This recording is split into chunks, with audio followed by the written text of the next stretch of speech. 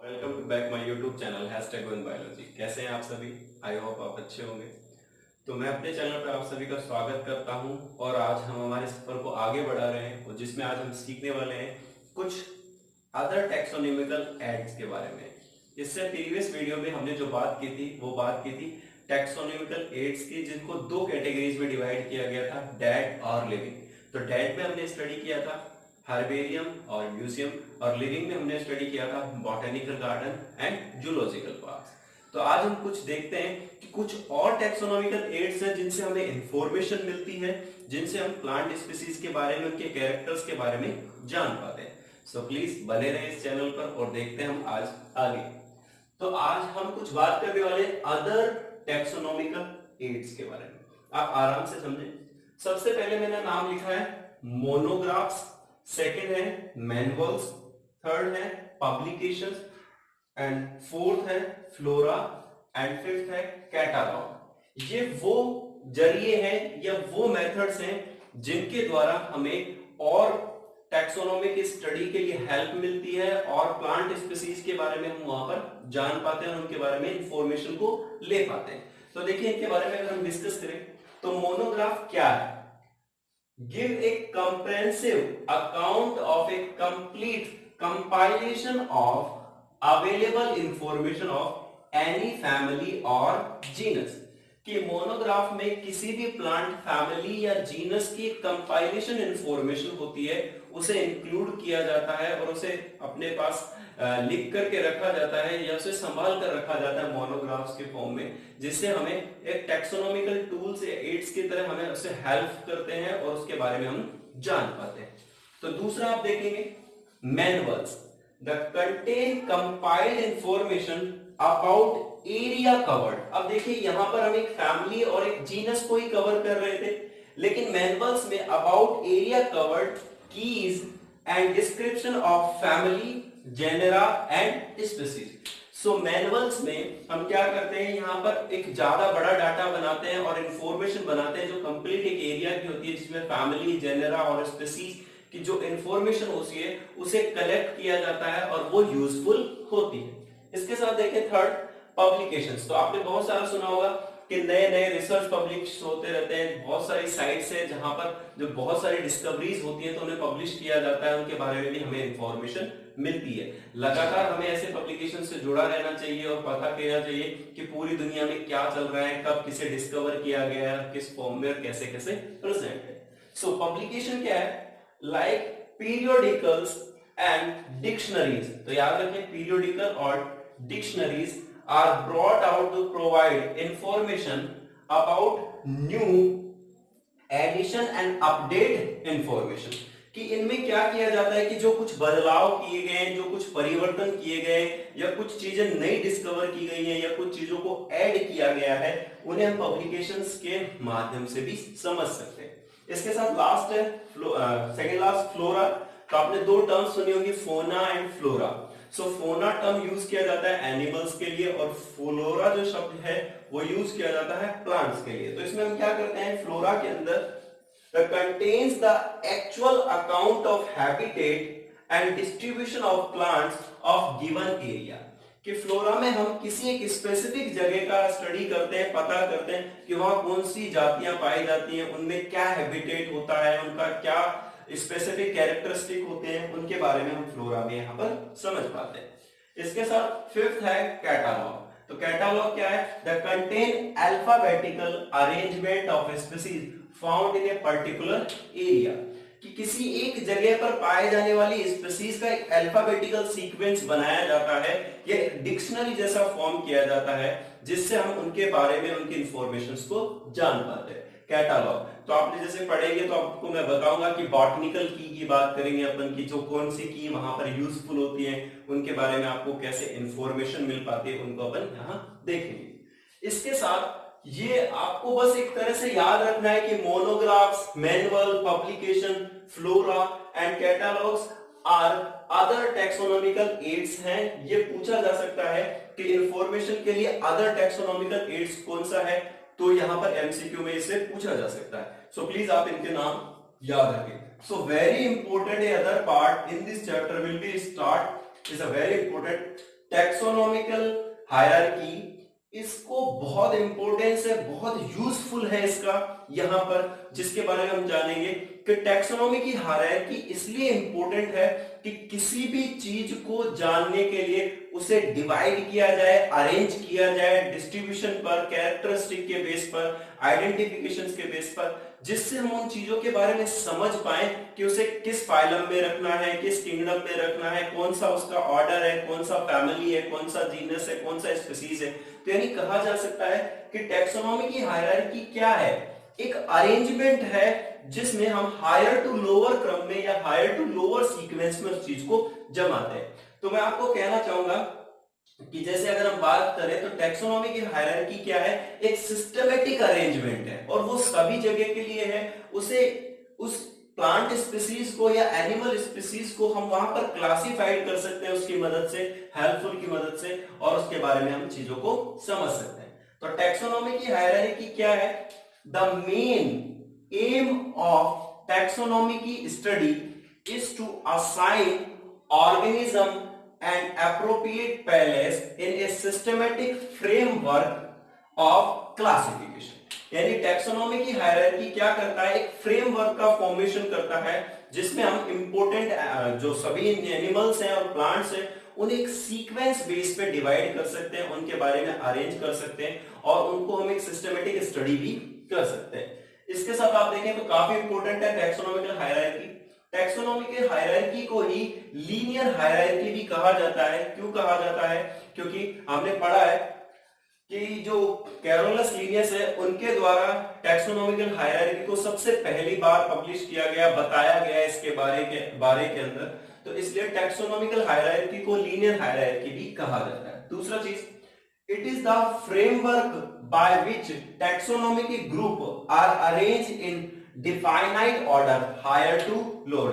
तो अभी हम बात करेंगे कि higher to lower order sequence के अंदर कैसे अरेंज किया जाता है कि सबसे पहले स्पीसीज को किंगडम क्या है, phylum, class, order, family, genus, species, किस तरह से उसे वहां डिवाइड किया जाता है। इसके साथ आप देखें, it is also called linear hierarchy. किस नाम से जाना जाता है उसे, linear hierarchy, because it was first propose by Linnaeus. और ये सबसे पहली बार किससे, किनके द्वारा प्रपोज किया गया, ऐसे कैरोलस लीनियस के द्वारा, इसीलिए इसे लीनियर हायरार्की के नाम से भी जाना जाता है।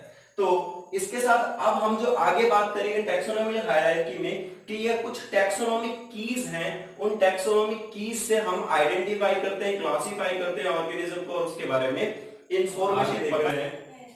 टैक्सोन, तो टैक्सोनॉमिकल हायरार्की में हम टैक्सोन को समझते हैं। टैक्सोन क्या है, टैक्सोन एक रैंकिंग है जिसके अंदर हम क्या कर सकते हैं कि अंडरस्टैंड कर सकते हैं चीजों को कि किस टैक्सोनॉमिक ग्रुप के अंदर किस तरह से टैक्सोनिक लेवल पर उन्हें डिस्क्राइब किया जा सकता है, जैसे kingdom, phylum, class, order, family, genus, species.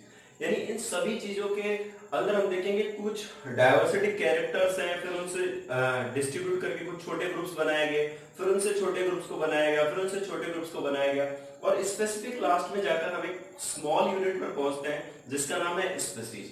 तो अभी हम स्पीसीज और जीनस को यहाँ कवर कर रहे हैं, आप देखिए यहाँ पर। तो स्पीसीज के लिए सबसे पहले मैं आपको टैक्सोन के बारे में बता दूं कि taxon, the term was introduced by Adolf mayor for animal groups. Very important है, मैंने जितने भी साइंटिस्ट के नाम आपको बताए हैं वो लास्ट ईयर मेडिकल एग्जाम्स में पूछे गए हैं। सो प्लीज आप किसी भी यहाँ पर टर्म को ना भूलें और किसी भी साइंटिस्ट का नाम को ना भूलें। तो देखिए, the term was introduced by Adolf mayor for animal group. Animal group के लिए टैक्सोन वर्ड यूज किया गया एडोल्फ मेयर के द्वारा, और एच.एस. लाम the use for plant groups. और एच.एस. लाम एक दूसरे साइंटिस्ट हुए जिन्होंने टैक्सोन वर्ड को यूज किया फॉर दी प्लांट्स के लिए। अब हम टैक्सोन के तहत आगे बढ़ते हैं। तो सबसे पहला नाम आता है स्पीसीज। तो स्पीसीज के बारे में हम पहले भी एक डिस्कस कर चुके हैं कि स्पीसीज क्या है। स्पीसीज को हम कहें तो एक जाति है और एक स्पेसिफिक जाति है, जिसमें हम ये पता कर सकते हैं कि ये मानव जाति है, ये सरीसृप है। तो यानी इन सब के अंदर एक स्पेसिफिक एक जाति की बात करें तो स्पीसीज इस टैक्सोनॉमिक कीज में सबसे छोटी की होती है और स्पीसीज जो शब्द है वो दिया गया जॉन रे के द्वारा। किसके द्वारा दिया गया? जॉन रे। तो इज द लोएस्ट और बेसिक टैक्सोनॉमिक कैटेगरी, सबसे छोटी सबसे बेसिक कैटेगरी क्या है? स्पीसीज इज द लोएस्ट और बेसिक टैक्सोनॉमिक कैटेगरी। तो सबसे छोटी और सबसे बेसिक जो कैटेगरी है वो है स्पीसीज। अब स्पीसीज यानी एक स्पेसिफिक जाति के बारे में बताती है कि जैसे हम बात कर रहे हैं कि स्पीसीज होमोसेपियंस, मानव की बात कर रहे हैं अपन, पेरिप्लेनेटा अमेरिकाना यानी हम बात कर रहे हैं यहाँ पर कॉकरोच की बात कर रहे हैं, फेरेटिमा पोस्टुमा हम किसकी बात कर रहे हैं? अर्थवर्म की बात कर रहे हैं। तो यानी स्पीसीज से हमें पता चलता है कि वो एक स्पेसिफिक जो है वो कंप्लीटली कैसे, किसके बारे में हम डिस्कशन कर रहे हैं। इसके साथ आप देखेंगे स्पीसीज सिबलिंग स्पीसीज होती हैं। कुछ सिबलिंग स्पीसीज ऐसी होती हैं जो मॉर्फोलॉजिकली हमें बिल्कुल सिमिलर दिखाई देती है लेकिन उनमें कुछ डिफरेंसेस रहते हैं। उन स्पीसीज को हम सिबलिंग स्पीसीज कह सकते हैं। तो देखिए species which are difficult to distinguish on the basis of morphological characters, कि उन्हें मॉर्फोलॉजिकल कैरेक्टर के बेस पर अलग नहीं किया जा सकता, लेकिन but are not able to interbreed, लेकिन वो आपस में रिप्रोडक्शन नहीं कर सकती, इंटरब्रीडिंग उनके अंदर नहीं हो सकती।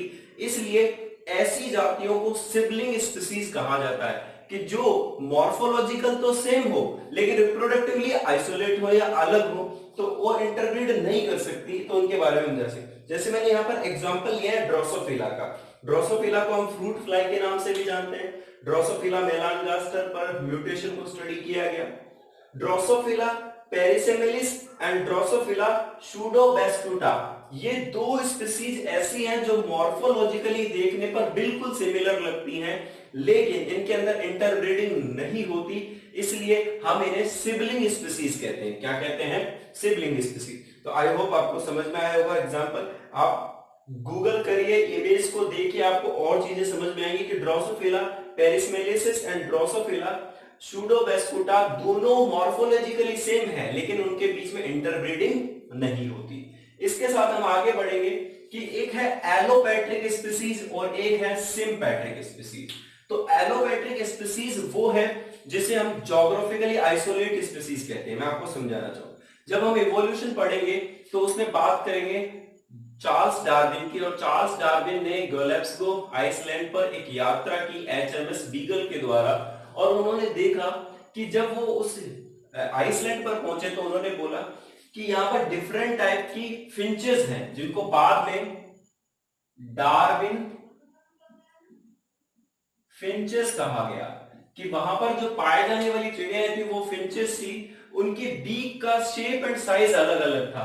तो डार्विन फिंचेस ने वहां से इवोल्यूशन की शुरुआत की और चीजों को समझाया और बोला कि ये एक लेबोरेटरी है जहां से हम बहुत सारी चीजों को इवोल्यूशन के लिए सीख सकते हैं। तो कैसा है एलोपैट्रिक स्पीसीज? क्या है कि स्पीसीज तो सेम है लेकिन किसी ऐसे प्रॉब्लम्स की वजह से या बहुत सारे ज्योग्राफिकली चेंजेस की वजह से, टेम्परेचर की वजह से, बहुत सारे ज्योग्राफिकल चेंजेस की वजह से वो उस जगह से किसी दूसरी जगह चली गई। सपोज दैट मैं आपको बताना चाहूंगा कि मान लीजिए किसी एक स्पेसिफिक आइलैंड पर कोई एक स्पीसीज रहती है ए।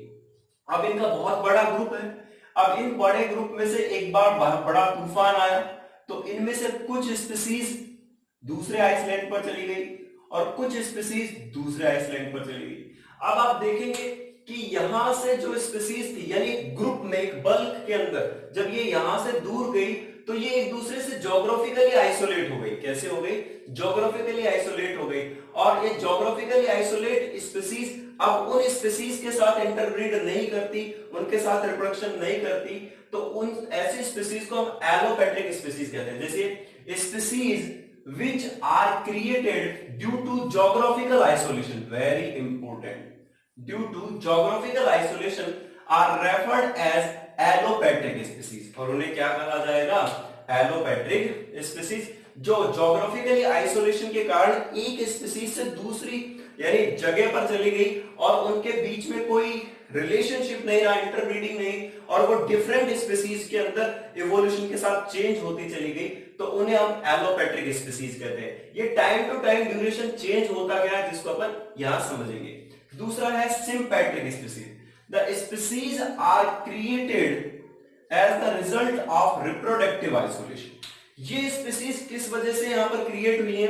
यहां कोई ज्योग्राफिकली आइसोलेशन नहीं हुआ है, लेकिन कई बार हमने पढ़ा है कि बहुत सारे जीन में म्यूटेशन आता है, जिसकी वजह से रिप्रोडक्टिव ऑर्गन्स या रिप्रोडक्शन का जो प्रोसीजर होता है वो चेंज हो जाता है, मैटिंग प्रोसीजर चेंज हो जाता है, जिसके कारण कुछ सेम स्पीसीज आपस में इंटरब्रीड नहीं कर पाती हैं और वो कुछ नई स्पीसीज जनरेट कर लेते हैं, यानी बदल जाती हैं। तो उन स्पीसीज को कहा जाता है सिम्पैट्रिक स्पीसीज। क्या कहा जाता है उनको? Sympatric species. इसके लिए मैं एक एग्जांपल दूंगा आपको। ओकार्ड वेल्स। ओकार्ड वेल्स वो है, इनकी दो स्पीसीज पाई जाती है, यानी ओशियंस के अंदर ओकार्ड वेल्स दो स्पीसीज हैं। वो एक ही जगह पर रहती हैं, सेम हैबिटेट यूज करती हैं, लेकिन इनके बीच में इंटरब्रीडिंग नहीं होती, सेम स्पीसीज से ये रिप्रोडक्शन नहीं करती ओकार्ड वेल्स। तो इन्हें सिम्पैट्रिक स्पीसीज कहा जाता है। क्या कहा जाता है इन्हें? Sympatric species. एग्जांपल याद रखें। इसके साथ दूसरी टैक्सोनॉमिक की अगर हम बात करें तो स्पीसीज से जब ऊपर लेवल पर आते हैं तो now we discuss about the genus. तो यानी टैक्सोनॉमिक की में लोएस्ट कैटेगरी किसकी है? स्पीसीज की, और उसके बाद सेकंड अब कौन सी है? Genus. It is the first higher category the level of species, यानी स्पीसीज से पहले ऊपर वाली कैटेगरी को क्या कहा गया है? Genus. It is a group of species. एक ग्रुप ऑफ स्पीसीज को इंक्लूड किया गया है जीनस में, which are related have less character in common as compared to species। कि यहां पर कुछ सिमिलर कुछ लेस कैरेक्टर्स को इंक्लूड करके वहां पर एक जीनस बनाया जाता है, लेकिन स्पीसीज में डिफरेंट कैरेक्टर्स होते हैं और स्पीसीज अलग होती है। लेकिन यहां जीनस में स्पीसीज के कंपेयर में बहुत लेस कैरेक्टर्स होते हैं और उन्हें हम यहां पर इंक्लूड करते हैं। तो जीनस दो टाइप का हो सकता है, मोनोटिपिक और पॉलीटिपिक। तो मोनोटिपिक क्या होता है? जो सिंगल स्पीसीज के लिए यूज होता है, और पॉलीटिपिक जो सेवरल स्पीसीज के लिए। तो सिंगल स्पीसीज एग्जांपल होमोसेपियंस। हम यहां हैं तो हम देखेंगे कि जो जीनस होमोसेपियंस है, होमोसेपियंस के लिए एक स्पेसिफिक है, लेकिन सेवरल स्पीसीज में एग्जांपल सोलेनम। जो सोलेनम है उसका यूज हम पोटैटो के लिए भी करते हैं और ब्रिंजल के लिए भी करते हैं। मैंने यहाँ एग्जांपल मेंशन किया है, जैसे potato Solanum tuberosum, botanical name यही होता है, और ब्रिंजल का सोलेनम मैलेजिनिया। तो आप देखेंगे कि यहाँ पर पोटैटो और ब्रिंजल को एक ही जीनस में इंक्लूड किया गया है, यानी सेम जीनस, यानी सोलेनम। तो सोलेनम क्या हुआ अब यहाँ पर? Polytypic genus. जबकि होमोसेपियंस में अगर हम देखें तो वो कैसा जीनस हुआ? Monotypic genus. तो यहां पर हम आकर के स्पीसीज और जीनस और टैक्सोनॉमिकल हायरार्की के बारे में बात करेंगे। अब हम अगले वीडियो में किंगडम, फाइलम, क्लास और ऑर्डर और फैमिली के बारे में बात करेंगे।